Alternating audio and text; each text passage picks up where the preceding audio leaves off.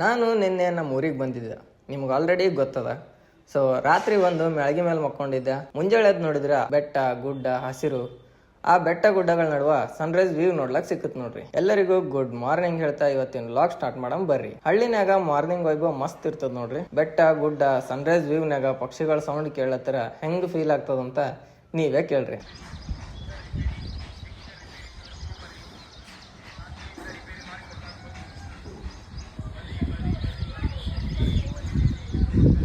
Morning vibe enjoy ಮಾಡಿ brush ಮಾಡಿ ಬರುತ್ತಾನ ನಮ್ಮ ತಾತ ಹೊಲದ್ಲಿಂದ ಬಂದು ನಮ್ಮ ಆಯಿ ಬಾಜು ಕುಂತಿದ. ಅಲ್ಲಿ ಯಾಕೆ ಕುಂತಿದ ಅಂತ ಕೇಳಿದ್ರ ನಮ್ಮ ತಾತ ಏನಂದ್ರೆ ಕೇಳ್ರಿ.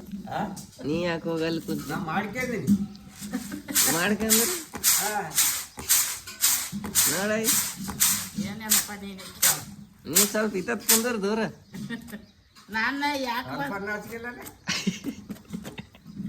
ಅಲ್ಲ ನಾನು ನಾಳೆಗೆ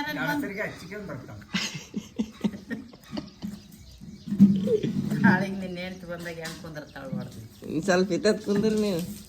ಸರಪ್ಪ